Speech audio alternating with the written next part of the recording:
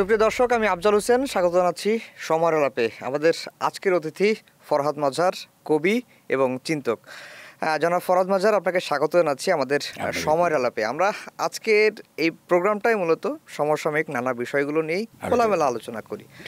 শুরুতেই আপনার কাছে যে বিষয়টি দিয়ে যেতে চাই সেটি হচ্ছে যে দেশের এখন বর্তমানে রাজনৈতিক পরিস্থিতি কেমন?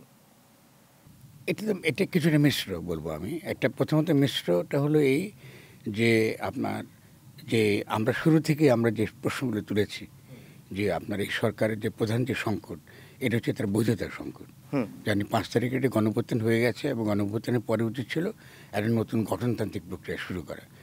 সরকার এটা করেনি এবং যে সংবিধানের যে কথা বলে তারা এই সরকারটা গঠন করেছে, সংবিধানে এরকম কোনো সরকার নাই, আচ্ছা, বিধান নেই। ফলে এই সরকার যা কিছু করেছে সবই কিন্তু অবৈধ। ফলে অবৈধ হওয়ার মানে এই নয়, লিগেল অর্থে অবৈধ মানে এই নয় যে জনগণ তাকে সমর্থন বা অসমর্থন করে, কিন্তু বৈধতা একটা খুবই সিরিয়াস ইস্যু রাষ্ট্রের জন্য। এখান থেকে নানান রকম বিশৃঙ্খলা, আমাদের এখনকার যে অস্থিতিশীলতা আপনি দেখছেন, বিভিন্ন রকম প্রশ্ন আসছে এবং আপনি জাতীয় ঐক্যমত্য কমিশন করলেন। তো জাতীয় ঐক্যমত্য কমিশন করতে কোনো দরকার নেই। আপনি তো একটা নতুন গঠনতান্ত্রিক পরিষদ আপনি করতেন, একটা নতুন আপনার গণপরিষদ নির্বাচন করতেন, কনস্টিটিউয়েন্ট অ্যাসেম্বলিতে আপনি সমস্ত সাংবিধানিক ইস্যু আলোচনা করতেন। এটা তারা করেননি। ফলে এখানে একটা মারাত্মক রকম সংকট রয়েছে। তো এই সংকট থেকে কি আর উত্তরণের কোনো পথ আছে? আর তো বেশি দিন সময়ও নাই। প্রথমত এই সরকারের পক্ষে সম্ভব নয়। আচ্ছা, এবং উত্তরণটা এখন ধরুন আমরা নির্বাচনের দিকে তারা নিয়ে গেছে। হ্যাঁ, নির্বাচনে নিয়ে যাবার একটা বড় ভুল হলো তাদের, যে গণঅভ্যুত্থানটা করেছে জনগণ, কিন্তু তারা কথা বলেছেন যাদের সঙ্গে, তাদেরকে আমরা রাজনীতি ভাষায় বা অর্থনৈতিক বিশ্লেষণে দেখতে বলি লুটেরা এবং মাফিয়া শ্রেণী, এদের প্রতিনিধি। মানে এরা শুধু নির্বাচন করতে চায় এবং ক্ষমতায় গিয়ে আবার লুটপাট করতে চায়। তো ফলে আপনি একটা কথা নিশ্চিত বলতে পারেন যে এই নির্বাচন হলো যেই যাক, শেষ পর্যন্ত স্থিতিশীল হবে না। আমরা আরেকটা অস্থিতিশীল আপনার দিকে যাচ্ছি, বাস্তবতা। আপনি এই প্রসঙ্গে একটা কথা বলেছিলেন যে নির্বাচন হয়ে গেলেও ক্ষমতা ভারতের হাতেই থাকবে। হ্যাঁ, কারণ এই সরকার তো এসেনশিয়াল এখনো ভারতীয় সরকার। কারণ আপনি তো ব্যক্তির দ্বারা তো কিছু বোঝা যায় না। আপনি একটা হেটোরিক, মানে আপনার কেচ্ছে কাহিনী বলে তো আপনার বলতে পারবেন না। কারণ এই সরকারের যত প্রতিষ্ঠান, যতগুলো প্রতিষ্ঠান, আমলাতন্ত্র বলুন, এখানে ব্যবসা বাণিজ্য বলুন, সবই তো আপনার সে আগেরই লোকজনই আছে। আপনি কি মনে করেন মন্ত্রণালয় থেকে যারা ব্যবসা বাণিজ্য পাচ্ছে এরা কি মনে করেন নতুন কেউ? গণঅভ্যুত্থানের পরে সবই তো পুরনো আওয়ামী লীগের। এই যে আপনি শুরুতে একটা কথা বললেন যে লিগ্যালি এই সরকারটা অবৈধ, এই প্রসঙ্গটা আবার এসেছে বিশেষ করে বন্দর ব্যবস্থাপনার যখন প্রসঙ্গ আসার পরে। বন্দর লিজ দেবার কোনো রকম আইনগত অধিকারী সরকার তো নাই, কারণ এটা বৈধ সরকার। তাহলে করছে কেন? তাড়াহুড়া কেন করছে? যেহেতু এই সরকার মনে করে যে বিদেশি শক্তির যেই চাপটা তাদের উপর রয়েছে, সেই চাপটা যদি তারা এখানে উত্তর দেয়, এটা চাপের পরিপ্রেক্ষিতে তারা যে বন্দর লিজ দেয়। আমরা কি বাংলাদেশ স্বাধীন করেছি বাংলাদেশকে লিজ দেওয়ার জন্য? আপনি বিনিয়োগের কথা বলে যদি আপনার ঘরের বাথরুম লিজ দেন আর একটা বাইরের লোককে ভাড়া দেন, এটা হলো না? আপনি তো আপনার ঘরের উপর জনগণের সার্বভৌম অধিকার কায়েম করার জন্য আপনি এটা করেছেন। তো জনগণকে আপনি জিজ্ঞাসা করেছেন যে আপনি বন্দর লিজ দেবেন কি লিজ দেবেন না? ধরেন লিজ দেওয়ার ব্যাপারটা অনেকে আর্গু করছে, না না লিজ দেওয়া খুব ভালো, এটা এফিসিয়েন্সি বাড়বে, সেটা ভিন্ন তর্ক। কথা হচ্ছে আপনার এই লিজ দেওয়ার কোনো অধিকার কি আপনার আছে? আপনি তো উপদেষ্টা সরকার, আপনি তো জনগণের অভিপ্রায় অনুযায়ী তো কোনো নতুন গঠনতান্ত্রিক প্রক্রিয়াতে প্রবেশ করেন নাই। আমরা বন্দর সম্পর্কে কি সিদ্ধান্ত নেব, এটা তো জনগণের সিদ্ধান্ত। এবং বন্দরের প্রশ্নটা তো সামরিক প্রশ্ন, এটা তো ব্যবসা বাণিজ্যের প্রশ্ন না, এটা তো আমার সিকিউরিটির সঙ্গে জড়িত, সার্বভৌমত্ব, দেশের নিরাপত্তার হুমকি। তো আপনি কি বন্দর লিজ দেওয়ার আগে সৈনিকদের জিজ্ঞাসা করেছেন যে তোমার বন্দর লিজ দিতে চাও কিনা? কারণ এটা তো ডেফিনেটলি খুব ইম্পর্টেন্ট। সেনাবাহিনী এখানে কি আপনার তার ভূমিকা আছে, এটা তাদেরকে রক্ষা করতে হবে এগুলো। তো আপনি তো এগুলো তো ধরুন, শুনুন, রাষ্ট্র তো একটা তামাশার বিষয় না। রাষ্ট্র তো আপনি সিদ্ধান্ত নেবেন, ভাববেন যে আপনার সিদ্ধান্ত নিয়েছে যেহেতু আপনি ব্যক্তি এবং এটা আমরা মেনে নেব, এটা তো হতে পারে না। ফলে সভাপতি আপনি যে জায়গাতে যে গেছেন, এই সরকারকে প্রথম দিন থেকে আমরা এটা বলছি যে আপনাদের প্রথম যে সমস্যা, বৈধতার সমস্যা, এটা আপনি মীমাংসা করেন। কিন্তু এই প্রসঙ্গটা তো দেশের উচ্চ আদালত পর্যন্ত গড়িয়েছে এবং অ্যাটর্নি জেনারেল, রাষ্ট্রের সর্বোচ্চ আইন কর্মকর্তা বলছেন যে একজন নির্বাচিত সরকার যেই ম্যান্ডেট নিয়ে তারা ক্ষমতায় আসে, বর্তমান যে অন্তর্বর্তীকালীন সরকার তার সেই ম্যান্ডেট আছে। তাহলে কে দিয়েছে সেই ম্যান্ডেট? আমি যদি তিনি বলে থাকেন, আমি মনে করি আমি তাকে সম্মানের সঙ্গে জিজ্ঞাসা করবো, এই ম্যান্ডেট কে দিয়েছে? আপনি গণ অভ্যুত্থান মানেই তো হলো যে আপনি নতুন গাঠনিক শক্তির আবির্ভাব হয়েছে, জনগণের অভিপ্রায় নতুন রূপে পুরনো সংবিধান অধীনে তো আমরা সরকার পরিবর্তন করি নাই না। তো পুরস্মিতার যখন হয়েছে, তাহলে 8 তারিখে যে সরকারটা গঠিত হলো পুরনো সংবিধানেরকে দোহাই দিয়ে, এটাকে তো বলে প্রতি বিপ্লবী সরকার, এটাকে বলে সাংবিধানিক প্রতি বিপ্লবী সরকার। তো তার তো কোনো ম্যান্ডেটই নেই, সে তো গণবিরোধী সরকার। কিন্তু রাজনৈতিক দলগুলো যে সমর্থন দিল, যেহেতু তারা লুটেরা শ্রেণী, এত কোনো কারণ নেই। আচ্ছা, এটা সিম্পল ব্যাপার, আপনি লুটপাট করবে সে। ফলে পুরনো সংবিধানের মধ্যে যা যা কাঠামো, যেসব কাঠামোগুলো আপনি লুট করবার জন্য, যেসব আইন, যেসব আদালত, যা কিছু আছে সবই তো একরকম আছে। তো ওরা খালি একজন ব্যক্তিকে সরাই দিয়েছে, একজন ব্যক্তির সাথে সব আগের মতোই আছে। আমলা কি বদল হয়েছে? না। সেনাবাহিনী কোনো জেনারেলকে বদল হয়েছে? না। আপনি বলুন কোথাও তো কোনো প্রতিষ্ঠান কোনো পরিবর্তন হয়নি। তো আপনি তো এটা ডেফিনেটলি লুটেরা মাফিয়া শ্রেণী তাদের আগের যে সর্দার ছিল তার পরিবর্তে আরেকটা সর্দারকে তারা নিয়ে আসবে, এই তো ব্যাপার।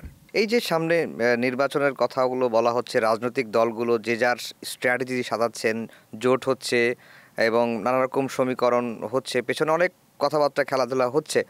এখন আগামী নির্বাচনকে কেন্দ্র করে সমীকরণটা কি দাঁড়াতে পারে আপনার কাছে? কি মনে হয়? এটা ধরুন, একটা হচ্ছে যে জনগণ এই পুরো ব্যাপারটাকে কী করে দেখবে, এটা তো আমরা এখনো পরিষ্কার বুঝতে পারছি না। কারণ আমরা যারা বুদ্ধিবৃত্তিক জগৎ থেকে যে কথাগুলো আমাদের বলা দরকার, আমরা জনগণের প্রতি যেহেতু আমরা দায়বদ্ধ, আমরা ঐতিহাসিকভাবে আমাদের কথাগুলো বলে যাচ্ছি। ফলে এর তো একটা বিচার হবে। আমি মনে করি অবশ্যই বর্তমান সরকার, বিশেষ ডক্টর ইউনূসকে অবশ্যই জনগণকে জবাবদিহি করতে হবে, আজকে হোক বা কালকে হোক। আপনি যদি মনে করেন যে এতগুলো লোক আপনার নিহত হয়েছে, শহীদ হয়েছে, এতগুলো ছেলে পঙ্গু হয়ে আছে, এবং আপনি সিম্পলি এই পুরনো লুটের মাফিয়া শ্রেণীর হাত থেকে, ফ্যাসিস্টদের হাত থেকে আরেক ফ্যাসিস্ট যাতে ক্ষমতা তুলে দেবেন, এই জন্য আপনাকে জনগণ ক্ষমতায় বসিয়েছে। এবং যেহেতু মার্কিন যুক্তরাষ্ট্র তাকে সমর্থন করছে এবং তিনি পার পেয়ে যাবেন, এটা তো হবে না। তাহলে কি এটা তো হবে না। ফলে আপনি এটা হচ্ছে আমার দিক থেকে বক্তব্য, কারণ আমাকে তো বিবেকের জায়গা থেকে কথা বলতে হবে। আমি ডক্টর ইউনূসকে খুবই পছন্দ করি, ব্যক্তি হিসেবে তাকে খুবই পছন্দ করি। আমি এখনও চাই যে তিনি যদি সঠিক পদক্ষেপ নেন, আমরা ঝাঁপিয়ে পড়ে তার পক্ষে দাঁড়াবো। কিন্তু তিনি যদি যে কাজটা করে, যেভাবে তিনি কাজটাকে শেষ করে যাচ্ছেন, কিন্তু আমরা 5 আগস্টের পরে যে গুণগত পরিবর্তনের একটা আকাঙ্ক্ষা তৈরি হয়েছিল আমাদের মধ্যে, এখন অনেকেই বলছেন যে মজলুম জালিম হয়ে যাচ্ছে, ফ্যাসিবাদ বিরোধীরা আবার ফ্যাসিস্ট হয়ে যাচ্ছে। পরিস্থিতি কি তাই দাঁড়িয়েছে? অবশ্যই। কারণ আপনি শুনুন, আপনারা 5ই আগস্টের পরে, 8ই আগস্টের পরে আপনারা সাংবাদিকরা আশাবাদী হয়েছেন কেন? এটা তো আপনাদের সমস্যা। আচ্ছা, কারণ আমরা তো আশাবাদী হইনি, আপনারা তো আমাদেরকে জিজ্ঞাসা করেননি। না, কারণ আমাদের বারবার এই কথা বলে গেছে। আমাদের প্রথম থেকে বলেছে 8 তারিখে একটা সাংবিধানিক প্রতিবিপ্লব হয়েছে এবং দেশের পরিস্থিতি ক্রমশ খারাপ হবে, এটা বলেছি আমি। এবং এখন আমি বলছি যে প্রথমত ধরুন আরেক বিপদের একটা খেয়াল করেন, ডক্টর ইউনূস সেনাবাহিনীকে বিপদের মধ্যে ফেলে দিয়েছে, মারাত্মক বিপদের মধ্যে ফেলে দিয়েছে। কারণ এই পুরো নির্বাচনটা করতে হবে সেনাবাহিনীকে উইথ ম্যাজিস্ট্রেসি। এখন যদি আজকে ধরুন একটা এই কোনো এলাকাতে যদি কোনো নির্বাচন নিয়ে কোনো হট্টগোল হয়, এমন হবে আপনি নিশ্চিত থাকতে পারেন, তার সেনাবাহিনী গোলাগুলি করতে হবে। তো গোলাগুলির দায় তো আবার তো সেনাবাহিনীর উপরে পড়তে হবে। আর আপনি সেনাবাহিনীর 1.5 বছর আপনি বাইরে রাখছেন, ক্যান্টনমেন্টের বাইরে, আপনি তো অলরেডি সেনাবাহিনীকে ধ্বংস করে দিয়েছেন। আপনি তো মারাত্মক ক্ষতির কাজ করেছেন। তো সেনাবাহিনী তো বাইরে আপনার সিভিল প্রশাসনকে কাজ করার দায়িত্ব তো তাদের নয়। তো আপনি কি পুলিশে কানেক্ট করতে পারলেন না 1.5 বছর ঠিক করতে? তাহলে এই যে একটা ভয়ানক পরিস্থিতি তৈরি করেছেন, এই পরিস্থিতির কারণে খেয়াল করেন, এর আগে বিএনপি সরকার র্যাব করেছিল, মনে আছে আপনার? র্যাব করে কি করেছিল? সেনাবাহিনীকে এনে কি স্বরাষ্ট্র মন্ত্রণালয়ের অধীনে এনে এক্সট্রা জুডিশিয়াল কিলিং, মানে নিরস্ত্র মানুষকে হত্যা করার প্রশিক্ষণ দিয়েছে। সেই সৈনিকরা বা জেনারেলরা, অফিসাররা ফিরে গিয়েছে সেনাবাহিনীতে, গিয়ে সেনাবাহিনীকে কলুষিত করেছে। আবার সেই জেনারেলদেরকে আমি দেখছেন, তারা আয়নাঘর বানিয়েছে, তারা এগুলো করেছে। কিন্তু কাজটা শুরু করেছিল কারা? র্যাব বানাবার পদ্ধতির মধ্যে। র্যাবের মধ্যেই এই অসুখটা নিহিত রয়েছে। এই র্যাবকে আমরা মানবাধিকার কর্মীরা দীর্ঘকাল ধরে বলছি এটা একটা ঘাতক দল। আপনার এটাকে তো বিলুপ্ত করা উচিত ছিল প্রথম দিনই ডক্টর ইউনূসের। তো তিনি কেন এই দলটি রেখেছেন? কেন রেখেছেন এটা? এটার মধ্যেই এখন আপনি কী বলে দেখাচ্ছেন, আপনি যে জেনারেলদের আপনি লম্বা করে আপনি তুলতেছেন আপনার আদালতে, আপনি কী বলে বিচার করছেন তাদের উপরে, খুব ভালো বিচার করছেন আপনি। আমি এখন প্রশ্ন করি ওয়াকারুজ্জামান সাহেবকে, আমি তাকে পছন্দ করি, আমি তাকে যখন লোকে তাকে বিরোধিতা করেছে আমি তাকে সমর্থন করেছি, কিন্তু আমি আমাদের যে সেনাপ্রধানকে প্রশ্ন করছি, আপনার কি একটা মিলিটারি আইন ছিল না?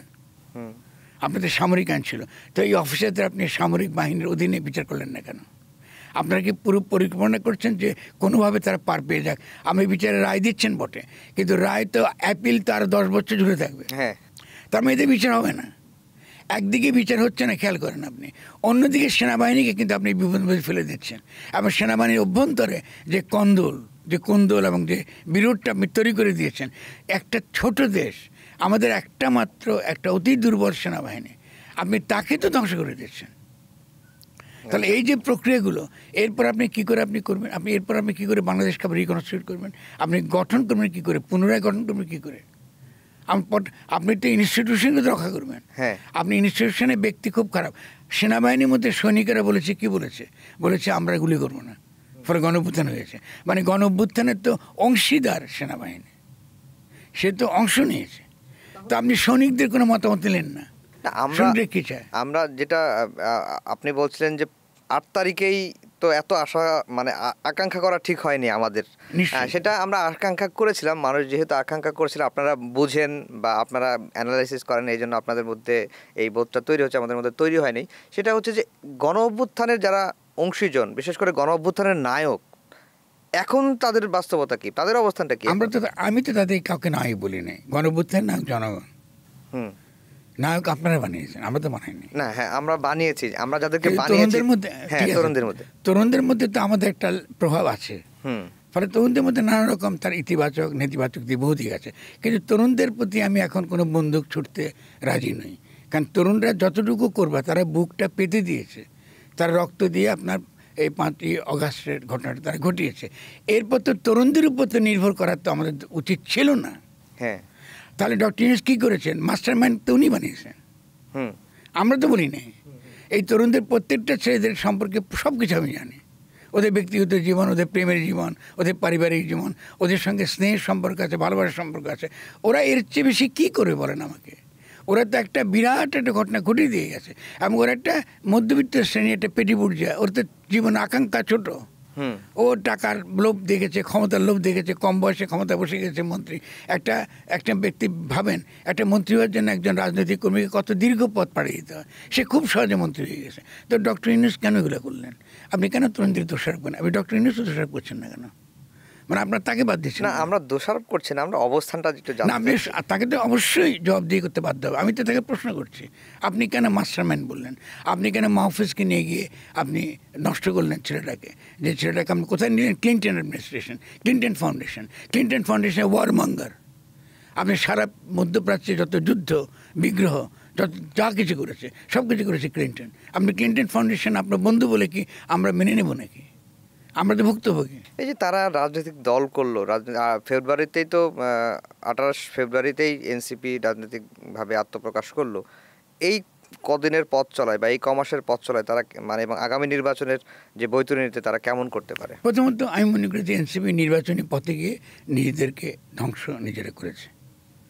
কারণ এটা আমি প্রথম থেকে সতর্ক করেছি। দেখুন, যদি নির্বাচনই জনগণ চাইতো, নির্বাচনের মধ্য দিয়ে পরিবর্তন, তাহলে বিএনপি তো আছে, আমার এনসিপি দরকারটা কি? আচ্ছা, কারণ এনসিপি তো লোকে দেখেছে গণ অভ্যুত্থানটা তারা করেছে, তাদের অবদানটা অস্বীকার করতে কোনো উপায় নেই। গণ অভ্যুত্থানের পরে তারা একটা নতুন গঠনতন্ত্র আমাদের উপহার দেবে, এই তো প্রস্তাবনা। সেই গঠনতান্ত্রিক তর্ক বিতর্কের মধ্যে সমাজের বিভিন্ন শ্রেণী জনগণ অংশগ্রহণ করবে, এবং অংশগ্রহণের মধ্য দিয়ে আমরা একটা নতুন বাংলাদেশ পাবো। এই তো খুব সংক্ষেপে এই তো প্রত্যাশা ওদের কাছে। আপনি যখন সেই প্রত্যাশা পূরণ করেন নাই, তাহলে ডক্টর ইউনূসের মতো জনগণ আপনাকে কিন্তু কাঠগড়ায় দাঁড় করাবে। আপনি তো রাজনীতি তো শুনুন, রাজনীতিতে ভিলেন এবং কি হিরো নায়কের সীমারেখা অত্যন্ত ক্ষীণ।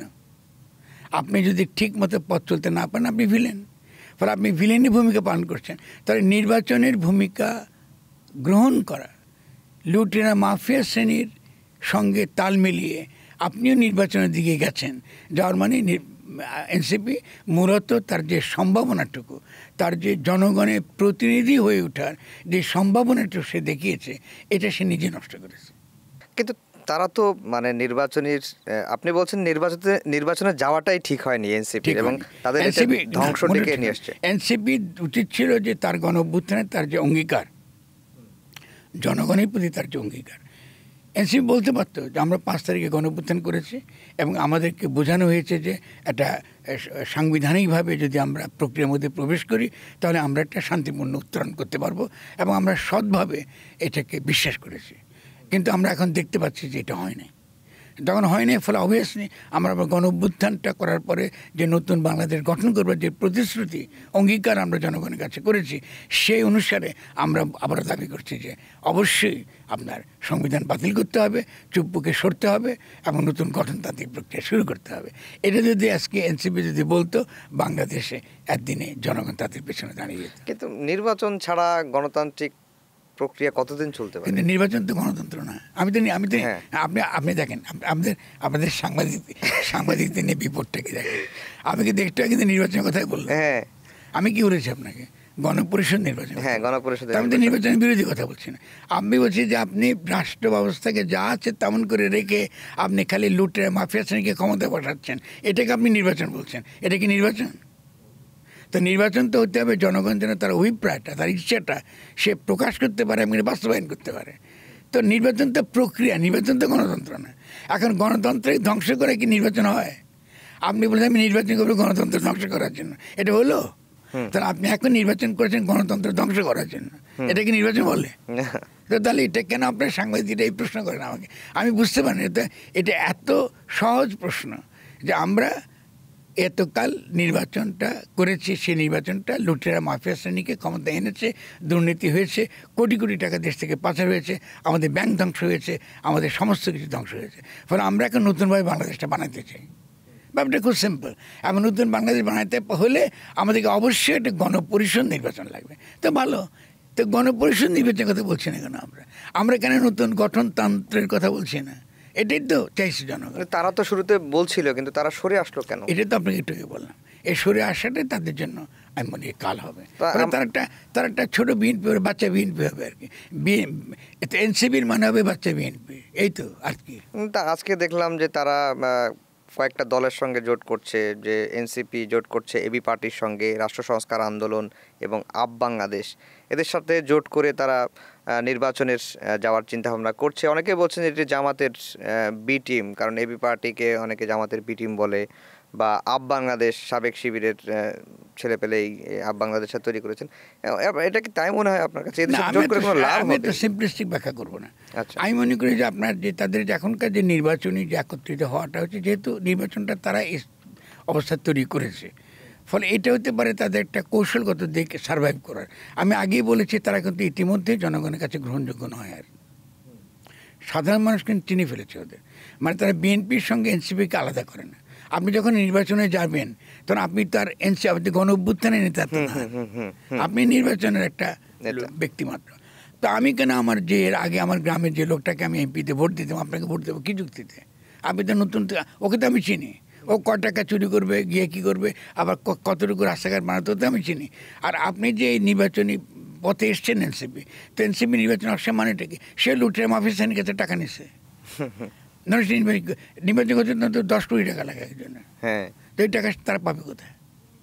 তো আপনি যদি জনগণকে ধোঁকা দিতে চান, ওই যে জামাতের একটা পত্রিকায় জামাতের প্রশ্নটা এটা খুব সিম্পলিস্টিক। আমি মনে করি জামাত এবং শিবির এক না, এটা ভুল। তা জামাতে ইসলামীর এখনকার হতে তার যে অবস্থান এবং তরুণ শিবিররা, ইয়াঙ্গার জেনারেশন, নতুন জেনারেশন, তাদের আকাঙ্ক্ষাটা কী? আমাদের এখানে গণ আকাঙ্ক্ষাটা কীভাবে ভাবেন আপনি? গণ আকাঙ্ক্ষাটা হচ্ছে আমরা এতকাল পর্যন্ত এই যে ইসলাম বনাম সেকুলারিজম যে বাইনারি দিয়া জনগণকে বিরোধে লাগিয়ে দিতাম, এই বাইনারি বন্ধ করতে হবে। ইসলাম আমাদের সংস্কৃতির অংশ, ইসলাম আমাদের দর্শনের একটা ভিত্তি, ইসলাম আমাদের এই নতুন রণকৌশল রণনীতি নির্ধারণ করার একটা তত্ত্ব। ইসলাম তো আপনার ওই যে ভণ্ড মূর্খদের ইসলাম তো না, ইসলাম তো একটা গুরুত্বপূর্ণ বিষয়। ফলে তাকে তো আমার রাজনীতির মধ্যে, আমার আদর্শের মধ্যে তাকে অন্তর্ভুক্ত করতে হবে, এমনভাবে অন্তর্ভুক্ত করতে হবে যাতে আমরা আন্তর্জাতিকভাবে গৃহীত হতে পারি যে না ঠিক আছে যে পশ্চিম একটা খ্রিশ্চান দেশ, ফলে তার একটা খ্রিশ্চান কালচার থাকবে। আমি একটা যেহেতু ইসলাম প্রধান দেশ, আমার একটা ইসলামিক ছাপ থাকবেই তো আমার মধ্যে। ইসলাম তো আমার ধর্ম, সংস্কৃতি, আমার চিন্তা পদ্ধতি, আমার আকীদা, অনেক কিছু। তা এটা তো থাকবেই। এই থাকাটা তো এটা না যে আমাকে একটা ইসলামী রাষ্ট্র বানাতে হবে। এই থাকা তো এটা না যে ইসলাম সহি, আমার বিরুদ্ধে কিছু বলে তার বিরুদ্ধে মৃত্যুদণ্ড দিতে হবে, আমার হাতের অধিকার চাই, তাকে আপনি মেরে ফেলবেন, এগুলো তো বলতে দেবেন না। তা এদেরকে তো আমি দমন করতে পারছি না। কেন? যেহেতু আপনি ইসলামের এই যে তার গুণগত দিক, এই যে তার গুরুত্বপূর্ণ তার যে অবদান, এটা আপনাকে রাষ্ট্র গঠনের মধ্যে অন্তর্গত করছেন না। মানে আপনি ইসলামী রাষ্ট্র কমাবেন না। আপনি তো ধরুন আজকে ৭১ সালটা চিন্তা করেন, সাম্য, মানবিক মর্যাদা, সামাজিক ন্যায় বিচার, তিনটাই তো ইসলামী আদর্শ। তো এই তিনটা আদর্শ যদি আপনি কায়েম করেন বাংলাদেশে, আপনি তো অলরেডি একটা ইসলামী রাষ্ট্র বানিয়ে ফেলেছেন। আপনার তো আলাদা করে ইসলামী রাষ্ট্র বলতে কোনো দরকার নেই। আপনি একটা মদ ধরুন, আপনি মদ খাই ইসলামে হারাম, আপনি যদি লেখেন ইসলামী মদ খানা হবে? আচ্ছা, তুমি আধুনিক রাষ্ট্র একটা খ্রিস্টীয় রাষ্ট্র, আধুনিক রাষ্ট্র মানে খ্রিস্টীয় ধর্ম থেকে এসছে। ফলে আপনি যদি ইসলামী রাষ্ট্র বলেন তার মানেটা কি? তার মানে আপনি ইসলামী মদ খানা যাচ্ছেন। তাহলে আপনাকে তো ইসলামে তো রাষ্ট্রের ধারণা নেই, ইসলামে হচ্ছে সমাজের ধারণা। তার সে সামাজিক রূপান্তরের মধ্য দিয়ে সে ধীরে ধীরে রাষ্ট্রের রূপান্তর সে ঘটাবে। রাষ্ট্র তো বল প্রয়োগের একটা মাধ্যম মাত্র। আপনি জালিম, সে রাষ্ট্র দ্বারা মজলুমকে সে কী করে? শাসন করে, নিয়ন্ত্রণ করে। কিন্তু ইসলাম তো মজলুমের ধর্ম। আপনি এখানকার যারা ইসলাম নিয়ে কথা বলে, তারা কি কোনোদিন গরিব মানুষের পক্ষে কথা বলেছে? তারা কোনোদিন মজলুমের পক্ষে কথা বলেছে? তারা কোনোদিন আমাদের খাদ্য ব্যবস্থা, কৃষি নিয়ে কথা বলেছে? আচ্ছা ধরুন, খুব সিম্পল বলি তাদেরকে, এই যে বিষ দিলে জীবের হত্যা হয়, আল্লাহর সৃষ্টি। আপনাকে কোরআনে বলছে আপনি খলিফা, আপনাকে দুনিয়া খলিফাকারে পাঠিয়েছে। তো সেই খলিফা মানে কি? আল্লাহর সৃষ্টিকে রক্ষা করতে হবে। তাহলে আপনি কি, এরা কি আমাদের নদী রক্ষা করেছে? এরা কি এই যে জীব, অনুজীব, পশু পাখি, এই যে সমস্ত আমাদের মাটি বিষাক্ত হয়ে গেছে, আমাদের জল বিষাক্ত হয়ে গেছে, এদের কোনো কথা শুনেছেন যে আমরা এটা করা যাবে না, এটা ইসলামী আইনের দিক থেকে নিষিদ্ধ, এটা আল্লাহর সঙ্গে খোদকারী, এবং এটার সঙ্গে আমরা আল্লাহর কাছে জবাবদিহি করতে হবে আমাদেরকে? তো এগুলো তো ইসলামী দলই না। এটা ইসলাম কিসে দিতে পারে? কিন্তু ইসলামকে তো ব্যবহার করা হচ্ছে। না, আমি তো ব্যবহার করছি। আপনি ব্যবহার তো অর্থটা এটা, ব্যবহারটা কি করবেন? আপনি তো ইসলামকে, আপনাকে বলা হয়েছে কোন আপনি খলিফা। এবং খ্রিশ্চানিটি বলে মুক্তি, মানুষের মুক্তি মানে সালভেশন। ফলে আপনার মুক্তি, সালভেশনটা খ্রিশ্চান ধারণা। তো মুক্তির ধারণা তো ইসলামে নাই। ইসলাম বলে মুক্ত তোমাকে থাকতে হবে, তোমাকে দুনিয়াতে পাঠাচ্ছে মুক্ত মানুষ হিসাবে, কারণ তুমি আল্লাহর খলিফা, তোমাদের আল্লাহর গুণাবলী আছে। আজকে বস্তি পুড়িয়ে দিয়েছেন, এই গরিবদের বস্তি আপনি পুড়িয়ে দিয়েছেন। আর এই সকল লোক যারা নিজেকে ইসলামের কথা বলে, এরা এই বস্তির মানুষের পাশে আসে? এই গরিব মানুষের পাশে এরা আসে? তো আপনি কী করে আপনি বলবেন যে এরা ইসলামের পক্ষের লোক? এরা তো সকলে শয়তান। কারণ যারা বলেছে আপনি আল্লাহর সর্বশ্রেষ্ঠ রচনা মানুষ, যারা মানুষের সেবা করে না, আল্লাহর সর্বশ্রেষ্ঠ মানুষ কি রচনা? পুরো পৃথিবী, এই সমস্ত কিছু, আমাদের নদ নদী, পাহাড় পর্বত, গাছপালা, দেখেন অপূর্ব তার সৃষ্টি। বলছি এই সমস্ত কিছু আমার আয়াত, সবই আমার চিহ্ন। তো এদের দেখেছেন কোনো দিন পরিবেশ নিয়ে কোনো কথা বলতে?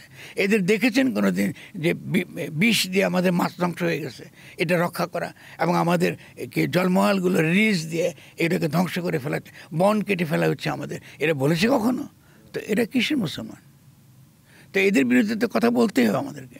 আপনি তো বললে তো হবে না। দেখুন কোরআনের কথা খেয়াল করেন, কোরআন আলেম মানে জ্ঞানী মানুষ, আলেম মানে তো কোরআন হাদিসের প্রজ্ঞা মানে কেউ না।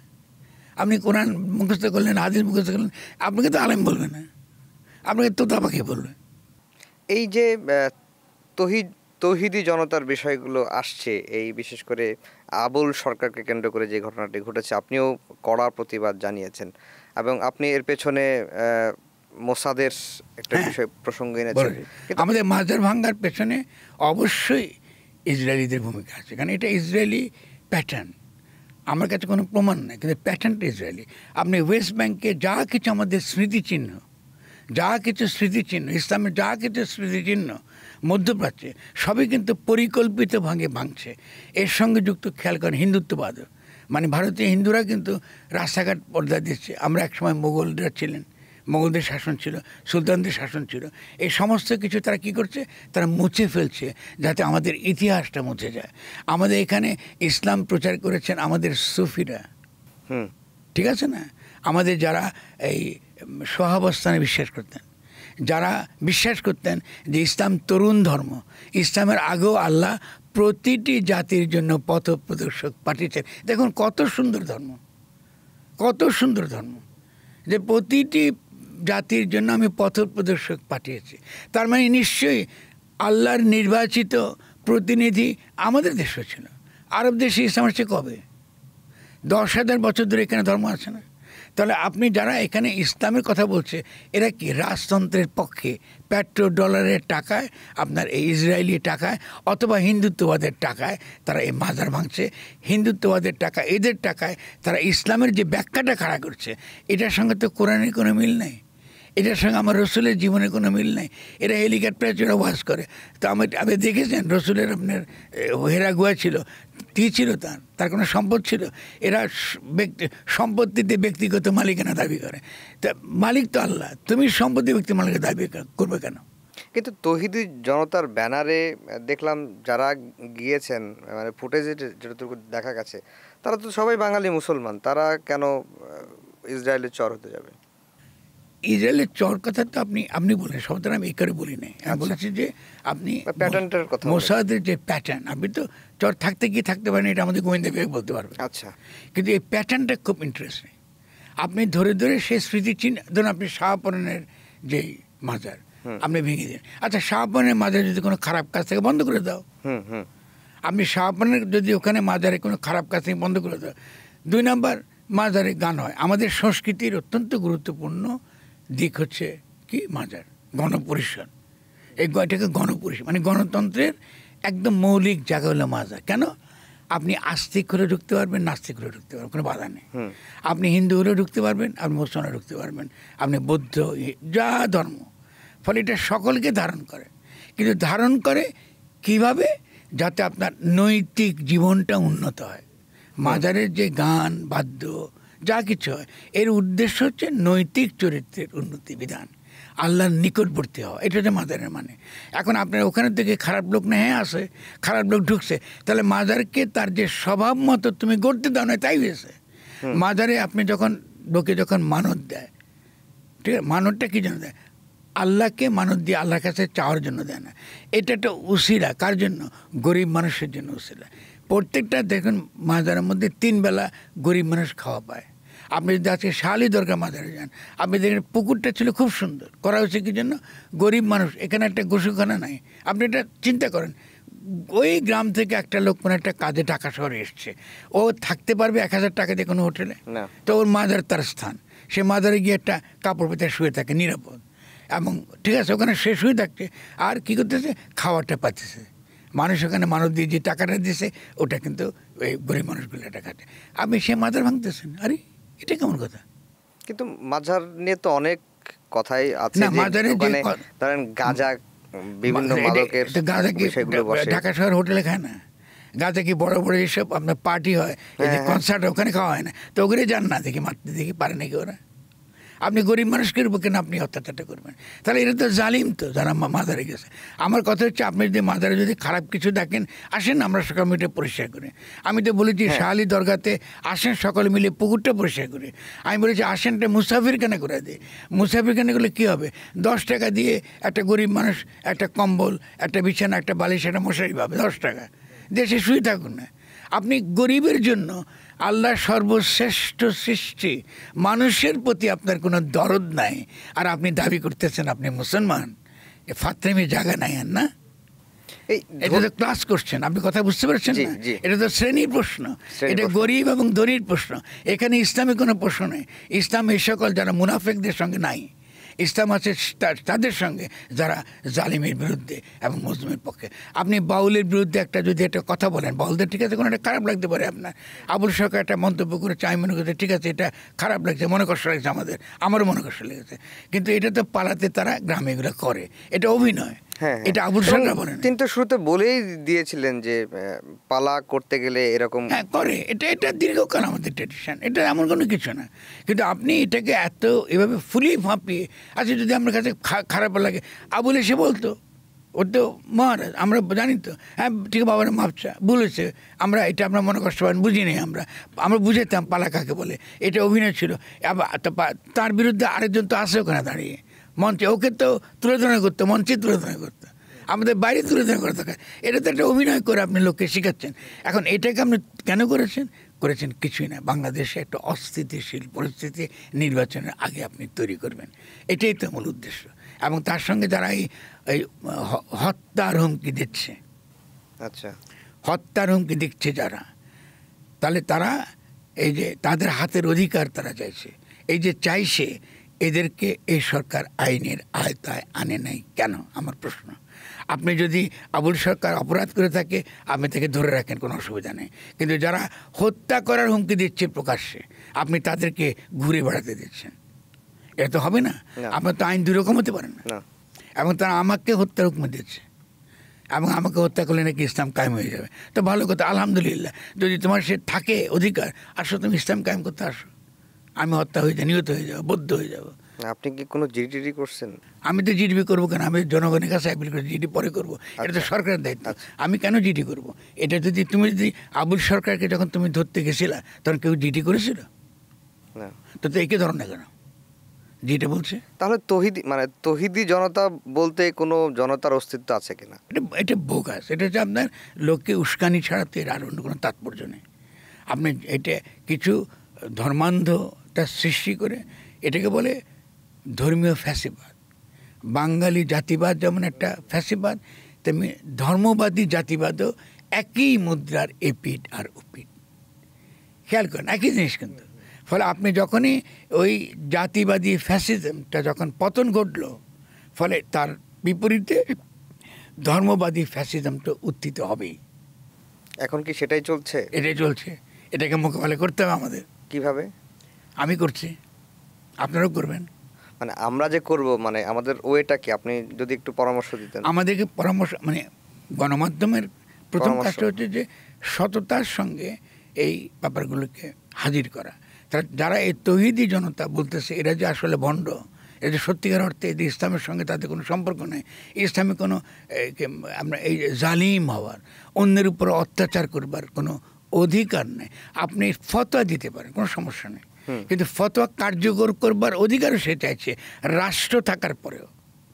রাষ্ট্রের আইন আছে, এটা তো ইসলামও নিষিদ্ধ, ইসলামও তো নিষিদ্ধ, এটা আপনি করতে পারেন না। ফতোয়া দেবার অধিকার আপনার আছে। ধরুন আপনি বলতে পারেন যে আমি এটা ইসলাম, এটা নিষিদ্ধ। ফতোয়া, আপনার ফতোয়ার সঙ্গে আরও পাল্টা ফতোয়া দিতে পারে। ইসলাম তো দেখেন অত্যন্ত গণতান্ত্রিক। আপনার একা ফতোয়া দিলে সকলে তার পেছনে যেতে হবে এমন তো কোনো কথা নেই। আপনার একটা ফতোয়া হতে পারে, এটা ফতোয়া মানে কি মত দেওয়া, হ্যাঁ ঠিক আছে। এবং সে মত দেবার অধিকারী তো না, আপনি যিনি ফতোয়া দিচ্ছেন তিনি তো মত দেবার অধিকারী না। তাকে তো অন্যান্য আলেমরা তো আছে বাংলাদেশে, সে আলেমরা যদি তাদের পক্ষে একজনকে নিযুক্ত করে তাহলে আপনি একটা ফতোয়া দিতে পারেন, আপনি তার অধিকারী। একটা বিচ্ছিন্ন ব্যক্তি আপনাকে হত্যা করবার হুমকি দিচ্ছে, প্রকাশ্যে হুমকি দিচ্ছে, কিন্তু এখনও পর্যন্ত স্বরাষ্ট্র মন্ত্রণালয় তার বিরুদ্ধে, এজেন্সি তার বিরুদ্ধে কোনো ব্যবস্থা গ্রহণ করেনি। তা আপনি তো একটা দেশে তো দুই রকম আইন চলতে পারে না। আপনি তো আবুল সরকারকে ধরেছেন, তাহলে একে ধরছেন না কেন? তাহলে দেখা যাচ্ছে যে সমস্যাটা এই রাষ্ট্রের মধ্যে, এবং সমস্যা এই রাষ্ট্রের মধ্যে আপনি বলছেন যে, ফলে আপনাদেরকে এই যৌক্তিক ব্যাপারগুলোকে তুলে ধরা যেমন দরকার। 2 নাম্বার, ঠিক আছে তোমরা আমাদেরকে হত্যা করে যদি তোমাদেরকে শান্তি হয় তো মেরে ফেলো, অসুবিধা কী আছে? আমরা যিশুর মতো মারা যাবো, আমরা তো প্রতিহিংসা প্রবণ না। যেহেতু আমি একজন, আমরা অবশ্যই আমাদের যেটা ইমান বলে আত্মসমর্পণকারী, আমরা যিনি যাকে আমরা আল্লাহ ডাকি। ইসলামিক কিন্তু বিশ্বাস বলে কিছু নেই, ইসলামে হচ্ছে আত্মসমর্পণ। বিশ্বাস এসছে খ্রিস্টানটি থেকে। আপনি যদি বলেন এটা আমার বিশ্বাস, ইমানকে বিশ্বাস অনুবাদ করা যায় না, আমানত থেকে ইসলাম ইমানটা আসে, আশ্রয় প্রার্থনা করে। ফলে আমরা যারা নিঃশর্তে আল্লাহর কাছে আশ্রয় প্রার্থনা করেছি, তিনি আমাকে রক্ষা করবেন। এবং সে রক্ষা করতে গিয়ে যদি কেউ আমাদেরকে হত্যা করতে আসে, আমি যদি নিহত হয়ে যাই, তা আমি আল্লাহর কাছে বলবো যে আল্লাহ, না জেনে, এরা জানে না এরা কী করছে, আমি তো হজরত ঈসার কাছে যাবো আবার, কারণ তার তো উদাহরণ আছে। জি। কারণ নবী রাসূলদের জীবন দ্বারা তো উদাহরণ আছে কি করে তারা সমাজকে সুপথে নেয়। তারা সমাজকে তো সংঘর্ষের পথে নেয় না, সুপথে নেয়। সমাজকে যে সংঘর্ষ তৈরি করার পথে যারা যাচ্ছে, যারা এইভাবে কথায় কথায় এই তাকফির করে, কথায় কথায় অন্যকে মুরতাদ ঘোষণা করে, কথায় কথায় অন্যকে যারা আপনার এইভাবে হত্যার হুমকি দেয়, তা এদেরকে তো অবশ্যই মোকাবেলা করতে হবে এবং একত্রে মোকাবেলা করতে হবে। ফলে আমি অবশ্যই সরকারকে সাবধান করে দিচ্ছি যে আমরা জিডি করব কেন? আপনি যখন আবুল সাকার ধরছেন, কে জিডি করেছেন? তাহলে আমাকে রক্ষা করা, নাগরিককে রক্ষা করা কি আপনার ইয়ে নেই, আপনার দায়িত্ব নেই? তো আজকে যদি এর উস্কানির অনুসারে একটা ছেলে, নিরীহ একটা মানুষ না বুঝে যদি আজকে আমার ক্ষতি করে, তার দায় কে নেবে? এর দায় কি জাহাঙ্গীর সাহেব নেবেন? স্বরাষ্ট্র উপদেষ্টা যে আছেন ওখানে, উনি নেবেন এই দায়? আমরা একটু গণভোট নিয়ে একটু আলোচনা করতে চাই। মাঝখানে একটু ছুটে গেছিল যে গণভোটটা নির্বাচনের দিন হবে এবং গণভোটের ব্যালটটাও রঙিন ব্যালট হবে এবং যে 4টা প্রশ্ন থাকবে গণভোটে, ব্যালটে, সেই 4টা প্রশ্নের উত্তর হচ্ছে হ্যাঁ না। এই 4টা প্রশ্নের উত্তর মানে হ্যাঁ নাতে দিতে গেলে কি ধরনের সমস্যা হবে, এই প্রসঙ্গগুলো রাজনৈতিক দলগুলো, বেশ কিছু রাজনৈতিক দল তুলছেন। এটা কি আপনি যৌক্তিক মনে করেন? না, এগুলো শুনুন, এগুলো হচ্ছে কাণ্ডজ্ঞানের ব্যাপার। আচ্ছা, যারা এই গণভোটের কথা বলছেন, যেটা ডক্টর ইউনূস বা আলী রিয়াজ যেটা বলেছেন, তাদের কাণ্ডজ্ঞানের অভাব আছে। আচ্ছা। মানে কাণ্ডজ্ঞান বলতে ব্যাপার আছে। আমি একটা 4টা হানার মধ্যে হয়তো একটাতে হাঁ বলতে পারি, আরেকটাতে না বলতে পারি, তা আমি কী করে হানা বলবো? সেটাই তো। তাহলে শুনুন, এখন কিছু কিছু ভাষা ব্যবহার করলে ওনারা রাগ করবেন, এটা তো স্টুপিডিটি, পিওর স্টুপিডিটি। তো আপনি একটা রাষ্ট্রের একটা উচ্চতর জায়গা থেকে আপনি এই ধরনের গণভোট করছেন। আর দ্বিতীয় হচ্ছে, গণভোট করার অধিকার সরকারের নাই, প্রথমে আপনাকে বলছি। আপনি যদি গণভোটই করতে চান, ধরুন আপনি শিওর না যে জনগণের অভিপ্রায়টা কী, তো আপনি একটা গণভোট করেন না। জনগণ কি নতুন গঠনতন্ত্র না, নাকি শেখ হাসিনার সংবিধান চায়? করেন। আপনি যদি গণভোট করতে পারতেন, আপনি বলতে পারতেন ফরহাদ আহমেদের সঙ্গে আমরা একমত নই, আমরা ফরহাদ আহমেদের সঙ্গে একমত নই। তো ঠিক আছে, আমার সঙ্গে একমত যখন না, তো জনগণকে বলেন যে ফরহাদ আহমেদ বলতেছে নতুন গঠনতন্ত্র পূরণ করতে হবে, আমরা বলছি না, নতুন গঠনতন্ত্র পুরনোটাই থাকবে এবং এটাই থাকবে। বলেন, জনগণ বলুক না কোনটা চায়, আমার তো অসুবিধা নেই। কিন্তু আপনি গণতন্ত্র বিরোধী ভূমিকা নেবেন, আপনি গণতন্ত্র ধ্বংস করবেন, আপনি পুরনো ব্যবস্থাকে আবারও টিকিয়ে রাখবেন। যে ব্যবস্থা এতগুলো লোককে হত্যা করেছে, যে ব্যবস্থা এতগুলো ছেলে মেয়েকে আপনি পঙ্গু করেছে, আপনি রাখছেন, রেখে আপনি এসব তামাশা করছেন। তো এগুলোকে আপনি কীভাবে ব্যাখ্যা করবেন? এটার তো কোনো সীমা পরিসীমা নেই। আপনি এরপর আপনি গিয়ে লুটেরা মাফিয়া শ্রেণীকে আবার লুট করতে দেবেন? আপনি এই পর্যন্ত যেসব টাকা লুট হয়ে গেছে, একটা টাকা আপনি আনতে পারেন না। আপনি দেখেন, আপনি নির্বাচন কমিশন আপনি করে, কমিশনার প্রস্তাবনা থাকবে, কমিশনের আগে আপনি কমিশনার বসাই দিয়েছেন। এটা হলো কিছু? আগের আইনেই। তাহলে আগের আইনে। আর যেহেতু আপনি গণপ্রতিনিধিত্ব অধ্যাদেশ তো শেখ হাসিনার করা অধ্যাদেশ। এখন ধরুন আপনি পলিটিক্যাল পার্টির সঙ্গে কথা বলবেন, ভালো কথা, তো এনসিপিতে তখন নিবন্ধনই পায়নি, ও কী করে পলিটিক্যাল পার্টি হলো? জামাতের তো নিবন্ধনই ছিল না, ওকে নিয়ে কেন বসলেন? আপনি তো পার্টি ধরুন, এগুলো তো আইনের কথা, তো আপনি কিসের ভিত্তিতে বসছেন? তো এই যে বসা, এই বসার যেই ফল বলে আপনি যেগুলো বলতেছেন জাতীয় ঐক্যমত্য কমিশন, এটা তো ননসেন্স। তো এইসব ননসেন্স এই দেশে 100 কোটি মানুষকে সহ্য করতে হবে। জনগণের আর কি করার আছে? অবশ্যই জনগণের কি করা আছে, তো আমরা তো জনগণকে দেখাই দিয়েছে শেখ হাসিনাকে। হ্যাঁ, কি করা আছে জনগণ তো জানে। যদি জনগণ মানে এত বড় বিপ্লব করার পরে আবার বিপ্লব করতে হবে, মানে এটা জনগণ তো ভাবেই নাই, এখনো মাথায় কাজ করতেছে। তারা না, অবশ্যই তারা ভাবে নাই, তারা বিস্মিত হবে, দিন দিন বিস্মিত হবে। আমি একটা কথা বলি আপনাকে, সবচেয়ে বিপজ্জনক দিক আসতেছে কিন্তু ইনফ্লেশন। হ্যাঁ, আবার জিনিসপত্রের দাম কিন্তু তারা কমাতে পারবে না। ইলেকশনের সময় কী হবে, ওই কোটি কোটি টাকা খরচ হবে, ওই যে কালো টাকাগুলো খরচ হবে, আবার জিনিসপত্রের দাম আবারও বাড়বে এবং সাধারণ মানুষ যে পরিমাণ ক্ষতিগ্রস্ত হবে, যেভাবে কষ্ট পাবে, একটা নিম্নবিত্ত যারা কোনো ক্রমে কষ্ট করে আমরা, আমি আপনি, আমাদের আয় কত, আমরা তো নিচের দিকে পড়ে যাচ্ছি। আমরা খেতে পাচ্ছি না, জিনিসপত্র পুরো জিনিস কিনতে পারি না, আমাদের বাড়ি ভাড়া দিতে পারি না, বাড়ি ভাড়া 60% নিয়ে চলে যায় বাড়িওয়ালা। চলবেন কী করে আমাকে বলেন তো? আপনি তো সরবরাহ হয়ে যাবেন কদিন পর আপনারাই। তাই তো অবস্থা। তাহলে এই অবস্থা আমাকে এখন বলেন তো, এটাকে আপনারা মেনে নেবেন?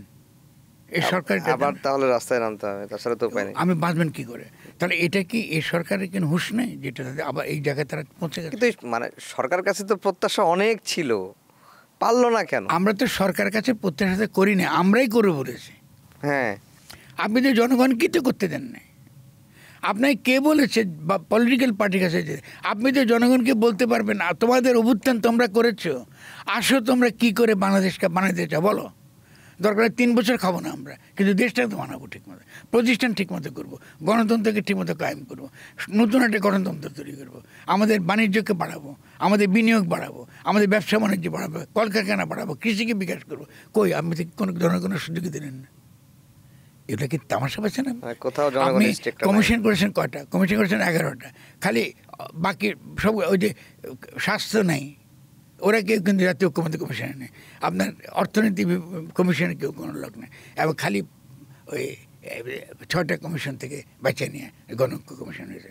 আপনি কি মনে করেন এগুলা লোকজন কি ইতিহাসে এগুলো আসবে না? আমাদের স্বাস্থ্য আমাদের সমস্যা না, আমাদের কৃষি আমাদের সমস্যা, শ্রমিক আমাদের সমস্যা নেই, কৃষির তো কোনো কমিশনই নেই। কেন ইমাজিন একটা দেশের ভূমি সংস্কার কমিশন নেই, কৃষি কমিশন নেই, তারপরে আপনার কমিশন মনে বসে। তাহলে এটা যে একটা জগা খিচুড়িতে বটে, জগা খিচুড়িটা হলো এটাকেও কিছু ভালো জিনিস পাওয়া যায়, কিন্তু এটা সম্পূর্ণ একটা গণবিরোধী একটা পদক্ষেপ প্রক্রিয়ার ভেতর দিয়ে হয়তো বা ডক্টর ইউনূস কোনো রকমের কিছু একটা করে উনি চলে যেতে চাইছেন। Safe exit. আমি ডক্টর ইউনূসকে ফর রেকর্ড বলে রাখতে চাই, সেফ এক্সিট বলে কিছু নাই। এটা পলিটিক্স, এটা গ্রামীণ ব্যাংক না, এটা পলিটিক্স, পলিটিক্যাল এরেনাতে আমরা কথা বলতে এসেছি, এখানে আমরা ইস্যুকে রিজলভ করব। আপনি জনগণকে কনসিস্টেন্টলি উপেক্ষা করেছেন। আমরা যেসব কথাগুলো প্রথম থেকে বলে এসেছি, ডক্টর ইউনূস একবারও তো ডেকে মনে হয় ফরহাদ মজার সমালোচনা করেছেন, আসেন দেখি আমরা কেউ এটা সমাধান করতে পারি।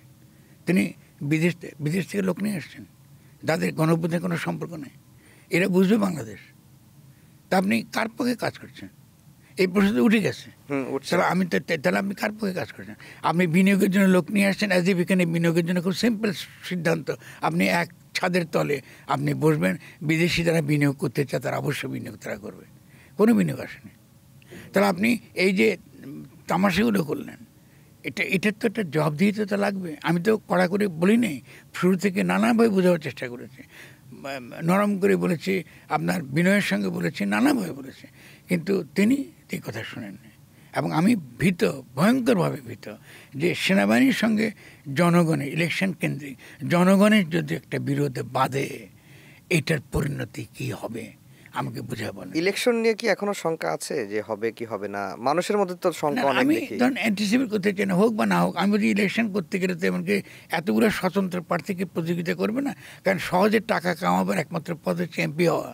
তো ওরা তো ডেফিনেটলি কম্পিট করবে, বহু লোক তো ইনভেস্ট করবে। তো ইনভেস্ট করতে করতে যখন যাবে, এটা নিয়ে তো একটা গণ্ডগোল হবে। যদি সেই গণ্ডগোলে যে সেনাবাহিনী আবারও গুলি চালায় জনগণের বুকে, তারা দায়টা কার? সেনাবাহিনীর বুকে তো পড়বে। তো সেনাবাহিনী এই দায় নিচ্ছে কেন? এটা কি তার দায়? সেনাবাহিনী, আমি অবশ্যই আমাদের সেনাপ্রধান ওয়াকারুজ্জামান সাহেবকে প্রশ্ন করি, আপনি এই দায় নিচ্ছেন কেন? আপনি কিন্তু সেনাবাহিনীকে বিপদে ফেলছেন। আমি তো পরিষ্কার বলতে পারেন যে না, আপনাদের ইলেকশন দায় আমি নেব না, আপনার ইলেকশন আপনারা করেন, আমার কাজ হচ্ছে বর্ডার পাহারা দেওয়া। আপনি কথা বলছেন না, এটা তো সেনাবাহিনীর দায়িত্ব না। কারণ এই কাজটা করার মানে আপনি সেনাবাহিনীকে একটা ধ্বংসের দিকে আপনি ঠেলে দিচ্ছেন। আমি এই ভয়ে আসছি ভীত, যদি না হয় ঠিক আছে আলহামদুলিল্লাহ, কিন্তু যদি আপনি এরকম একটা বিপদে ঠেলে দেন, কারণ সেনাবাহিনী নিজেও কিন্তু ঐক্যবদ্ধ নয়, আপনি এর দায়গুলো কে নেবে? আমি তো অত্যন্ত। আমরা একেবারে শেষের দিকে চলে এসেছি। আমি এই প্রশ্নটা সবাইকেই করি যারাই আমাদের এই সময়ের আলাপে আসেন, যে বিএনপি এবং জামায়াতের অবস্থানটা কেমন আগামী এখনকার রাজনীতির মাঠে এবং আগামী নির্বাচনে কেমন হতে পারে? অনেকেই ধারণা করছেন যে জামায়াত এখন অনেকটা ফাইটিং পজিশনে চলে গেছে, বিএনপির প্রায় কাছাকাছি। আপনার কাছে কি মনে হয়, আপনার বিশ্লেষণটা কি? দেখুন, আমি তো ধরুন ঠিক নির্বাচনের ব্যাপারটা আমার কাছে মুখ্য নয়, তবু আমি কিছু কথা বলছি, তারপরে বলতে পারছি। প্রথমত আমি এর আগে বলেছি লুটেরা মাফিয়া শ্রেণীর কথা বলছি। বিএনপির সাধারণ কর্মীরা তো নির্বাচনের টিকিট পাবে না, ঠিক না? এমনকি অনেককে বিএনপি যারা বহিষ্কার করেছে চাঁদাবাজির জন্য, বহু রকম অপকর্মের জন্য, এরা আবার ফেরত আসতেছে। আচ্ছা, এখন আপনি সাধারণভাবে আপনাকে একটা কথা প্রশ্ন করি, এই ইলেকশনটা হবে তো এই সরকারকে বৈধ করার ইলেকশন, মানে 2/3 ভোটে রিট্রোঅ্যাক্টিভলি তো সংসদে গিয়ে বলতে হবে যে এই সরকার বৈধ। নয়তো এই সরকার অবৈধতাতে থেকে যাবে। হুম। তার মানে এই ইলেকশনটা করতে হবে সেনাবাহিনীকে, ওদেরকে পাশ করে আনতে হবে যাদেরকে সেনাবাহিনী লিস্টে রেখে দেয়। আচ্ছা। তো এটা কি ইলেকশন হবে? এটা কি ইলেকশন? আর জামাতের অবস্থানটা? এখন জামাতের প্রশ্ন হচ্ছে যে জামাতের প্রতি লোকের যে ইতিবাচক যেই একটা ধারণা তৈরি হয়েছিল, গত 2-3 সপ্তাহে এটা মারাত্মকভাবে তার ক্ষয় হয়েছে। এবং আজকে যে এই যে এখন আপাতত এই বাউলদেরকে কেন্দ্র করে এই যে তাদের যে কোনো পরিষ্কার অবস্থান নাই, এই যে সুবিধাবাদী অবস্থান যেটা, এটা তো জামাতের প্রতি নেতিবাচক দৃষ্টিভঙ্গি হবে।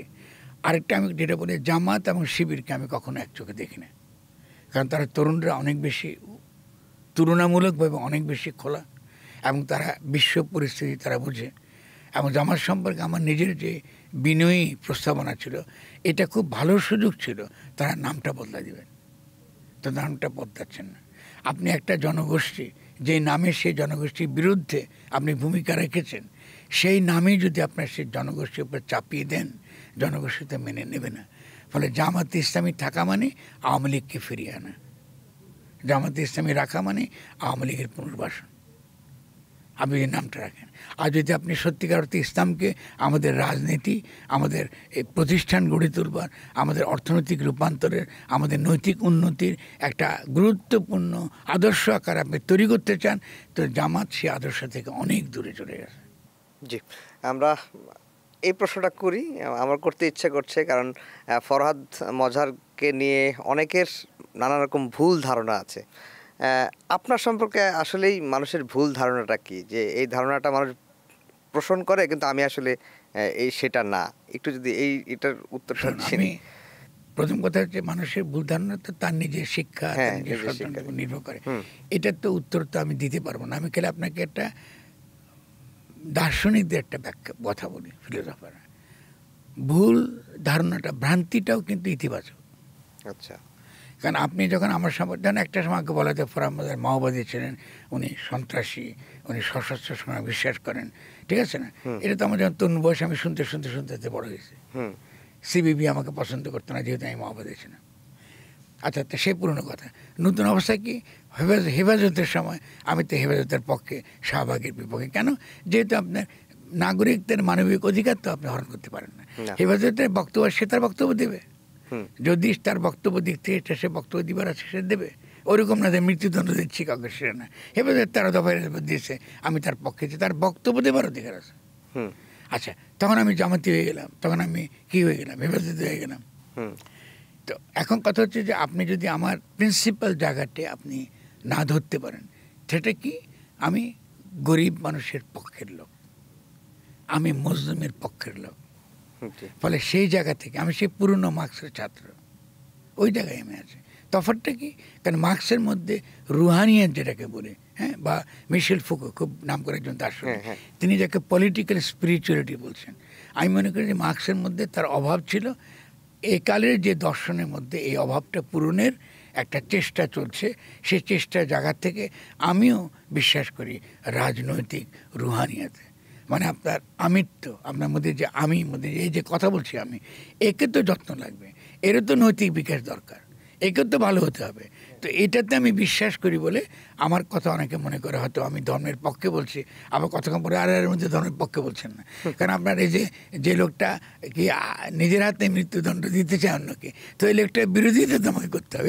এতে মুসলমান না, এটা তো কোনো মুসলিম এটা করতে পারে না, ঠিক না? ফলে তার বিরোধিতা করে উনি বোধহয় আবার ইসলাম বিরোধী লোক হয়ে গেছে। ফলে আমার বিরুদ্ধে তারা একটা ভোট বানে না, ইসলামীদের একটা বিরাট একটা লোককে তারা কেঁপিয়ে তুলছে। এখন তাদের ধারণা এটা আমি বোধহয় খুব ভয় পেয়ে যাব, তা আমি তো ভয় পাওয়ার লোক না। জি, অনেক কষ্ট করে আমাদেরকে আজকে সময় দিয়েছেন, আপনাকে ধন্যবাদ জানাচ্ছি। দর্শক সবাইকে ধন্যবাদ জানিয়ে শেষ করছি আমাদের আজকের সময়ের আলাপ।